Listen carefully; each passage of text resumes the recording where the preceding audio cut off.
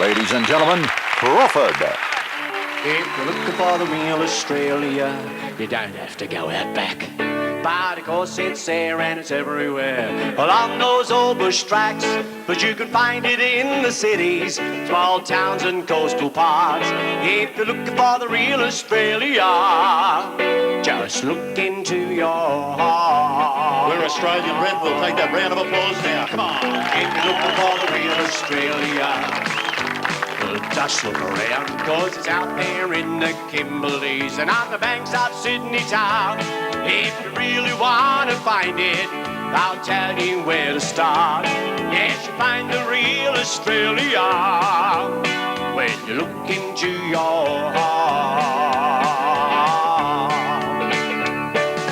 It's the kind of life we wouldn't change, the kind of life we shouldn't rearrange.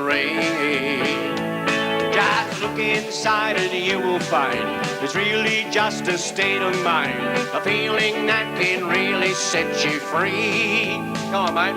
If you're looking for the real Australia, well, it's plain to see. Yes, you find the real Australia in the heart of a bloke like me. So if you really want to find it, I'll tell you where to start. Yes, you find the real Australia when you look into your heart. All right.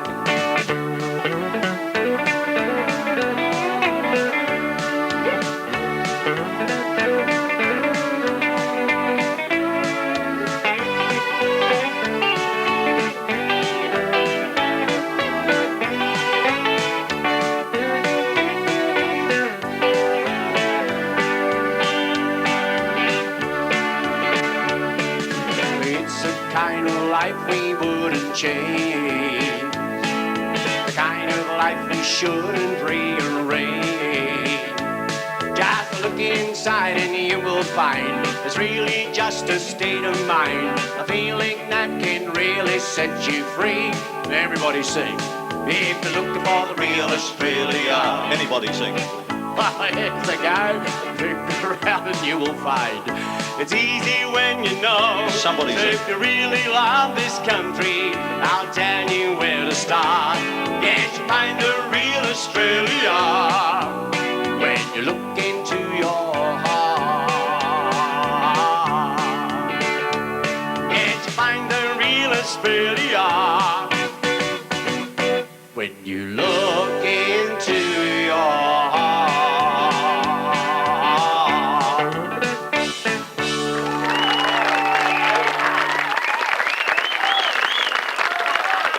And much appreciated, ladies and gentlemen. We'll chat about this beautiful country. We drive around this beautiful country each and every year of our life and have done so for the last 17 years. I've got to tell you that. We do 35,000 kilometres every year. Takes us 6 months to go from our hometown, Brisbane, right around and back to it. And in that 17 years and the distance we travel each year, we've actually run over one of every endangered species in this country. Sometimes we've had to drive 5 or 6 kilometres off the road to get them. And our last trip we hit our first emu. Anyone ever hit an emu? Come on, talk to me. Yeah, well, it's different, isn't it? It's different. Like emus panic. No other animal in Australia panics before you retread them, but an emu does. Like kangaroos don't panic. It's like they're all sitting behind a bush mulling up going, your turn to headbutt the next car. But emus panic. We're going through Meekatharra and we saw this emu coming across the paddock, so we put our foot down and we went a bit faster and he went a bit faster. We went a bit faster and he went a bit faster. And he was panicking that much that by the time he hit the bitumen, his arse was a 1/4 inch off it. His head was 8 foot the other side of the road and he's thinking to himself, made it. We got him. $3,500 of the damage to the front of the car. Felt like kicking the shit out of him. We had to cripple across to Geraldton to get the car fixed. Had to stay there for 3 days. So we caught a bus trip up to Monkey Mire. We were the last people up there that were allowed to pat the dolphins. How was I don't know they'd roll over if you stuck your finger in the blowhole. Should put a sign on the beach if they don't want you to do those things. Such a dumb Australian, my first trip around Australia, I couldn't work it out. Thought to myself, shit, no kangaroos sleep in late. Be driving along, there'd be lying beside the road, there'd be crows tapping them on the shoulder saying, wake up, Skippy, still lying there. Then they had a bloke that used to come along in a utility and cut their front paws off and save them. case they want to make another episode of Skippy playing the piano. Because we've grown up with a myth in this country, haven't we? Grown up with a myth believing that a kangaroo can play a piano, dial a phone and catch a football. Hold on a minute. What are you trying to say? Trying to say it's a myth. Can't do nothing. Well, I can tell you something right now. I can tell you something right now. Skippy could play that piano. He could play it. Bullshit. Every time they want to do another episode of Skippy playing the piano, they used to throw these two stuffed paws to Jade Hurley and say, hit it. Jade would love to hear that, wouldn't he? He would. So I'll tell you the truth here tonight as I talk about this country. I drive around it these days in a 40-foot coach. Bought myself a 40-foot coach and decked it out as a mobile home. And I travel around in that. Now, if anyone out there is going to travel around Australia, take warning from what I'm going to tell you now. Those parking bays are very dangerous. Take no notice of those signs that say, drowsy drivers die. Take no notice of those signs that say, if you're tired, pull over. Don't ever pull over in those parking bays. We were coming across to Western Australia this year. We were about 2 hours outside of Cocklebiddy, 2 o'clock in the morning, couldn't go any further. Pulled the coach over into one of those parking bays and locked it up. We all went to sleep for the night. Got up the next morning, got out of the coach, and there was a pile of chuck every 5 foot for about 80 yards away from the coach. During the night, some rotten little bastard had tried to siphon my diesel and stuck the hose in the septic.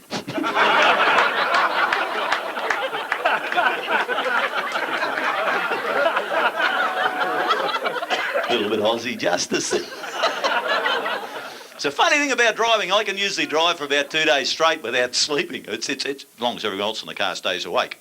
As soon as someone else in the car goes to sleep, I'm gone. I can't think of anything else but them sleeping themselves. And I know I'm tired. And geez, it was only after we left Cocklebiddy this year, kind of thing, still tired from the night before. Got to about 2 o'clock in the morning again, which is a dumb thing to do at the best of times, but I did it. Looked around, Stephanie's starting to go to sleep, and I thought, Jesus, don't go to sleep. So you go to sleep, I'll go to sleep. And they go the whole family, don't do it. I thought I'd better wake her up. So I saw this big Mack truck coming towards us, and I nudged her in the ribs and I said, hey, watch me drive between these two motorbikes.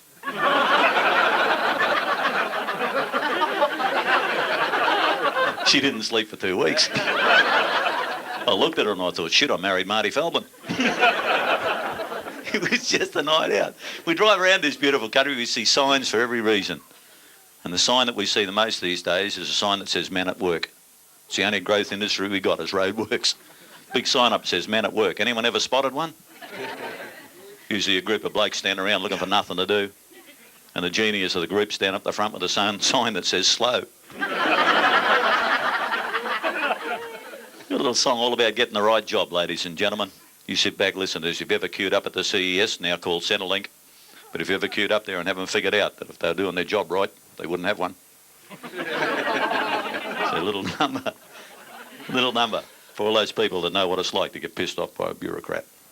The right job.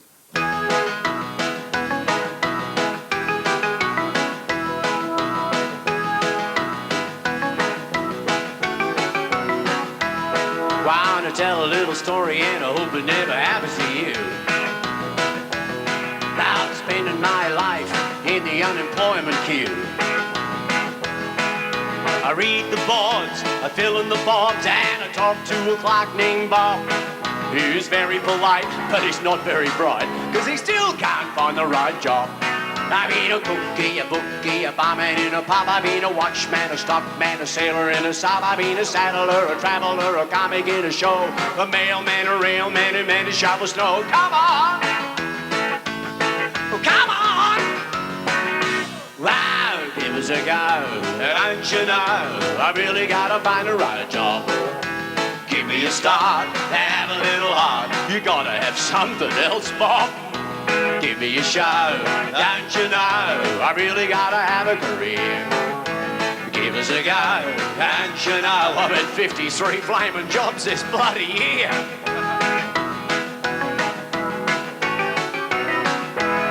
I've been a taxman, a saxman, a canvasser before. I've been a director, inspector, builder of new homes. I've been a draftsman, a craftsman, a lawyer in the court. I've been an agent, a dentist, a whoopee at the port, a broker, a stoker, a did a stretch in jail, a fitter, a splitter, a tracker on the trail. I've been an estimating, terminating farmer on a plough, a digger, a rigger, but I'm unemployed right now.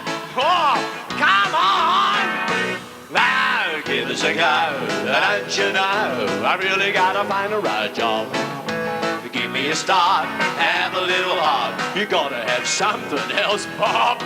Give me a show, don't you know, I really gotta have a career. Give us a go, don't you know, I've had 53 flaming jobs this bloody year. Yeah, line dances to the floor. I will show you how to do it, mate.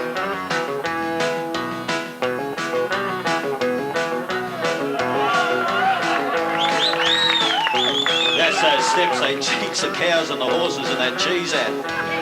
I've been a taxman, a saxman, a canvasser before. I've been a director, inspector, builder of new homes. I've been a draftsman, a craftsman, a lawyer in the court. I've been an agent, a dentist, a whoppie at the port. A broker, a stoker, I did a stretch in jail. A fitter, a splitter, a tracker on the trail. I've been an estimating, terminating farmer on a plough. A digger, a rigger, but I'm unemployed right now. Come on! Now, give us a go, don't you know, I really gotta find a right job. Give me a start, have a little heart. You gotta have something else, Bob. Give me a show, don't you know, I really gotta have a career. Give us a go, don't you know, I've had 53 flaming jobs this bloody year. But you know, there's always a moral to the story, right?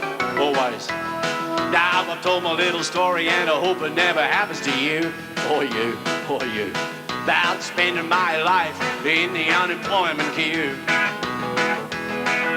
I've read the boards, I filled in the forms, I still talk to a clerk named Bob. And to my surprise, I realized it's Bob who's got the wrong job. Oh, come on. Come on! Wow, give us a go, don't you know, I really gotta find a right job. Give me a start, have a little heart, you gotta have something else, Bob. Give me a show, don't you know, I really gotta have a career. Give us a go, don't you know, I've had 53 jobs this bloody year. Wow, give us a go, don't you know, I really gotta find a right job. Sing a song, give me a start, have a little heart. You gotta have something else, Bob. Give me a show, don't you know, I really gotta have a career. Give us a go, don't you know, I've had 53 flaming jobs this bloody year.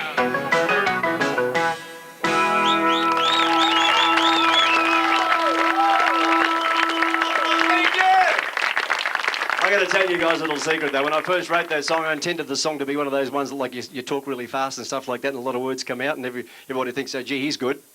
But well, I show you what I mean. I tried at the start, and I just couldn't do it. It's really hard sort of stuff like. I've been a taxman, a saxman, a canvasser, a forward, I've been a director, inspector, builder of new homes, I've been a draftsman, a craftsman, a lawyer in the court, I've been an agent, a dentist, a whoppie at the port, I've been a broker, a stoker, a did a stretch in jail, if there's a splitter, attack on the trail, I've been estimating to the shit, I can do it. Then everyone will think you're good. And how important that is it to get the right job. Jesus, how many of us are working next week to pay last week's bills? Sad, isn't it? We drive around this beautiful country, I've got to tell you, we run into some beautiful people out there that got right jobs. We came through a little place in the Northern Territory called Timber Creek. Anyone ever been to Timber Creek? God, what a beautiful little place Timber Creek is. A bloke called Max there rides a push bike between the two pubs trying to trap dickhead tourists. He got me. Stop you and charge you $20 for a boat ride up the Victoria River. That's how big a dickhead Aussie I was. I didn't even know we had a Victoria River in Australia. Thought that was in Africa. So I paid him $20. Get on the boat with him. Feeling sorry about it. 60 other tourists have paid $20 to be on the boat with me. Took the boat out twice a day. $2,400 a day he's making. I'm feeling sorry for the little bastard. I get on the boat and he is the biggest bullshitter in Australia, I'll tell you. Second biggest. Okay. Second biggest bullshitter in Australia. We got halfway up the Victoria River and he stopped the boat and whistles and the crocodiles come up to get fed. And I'm thinking, you bullshitting bastard, Max. He had the crocs tied under the boat. That was the first time they could get up for air. Now, Kerry-Ann Kennell's got a good job, hasn't she? Kennelly. Sorry.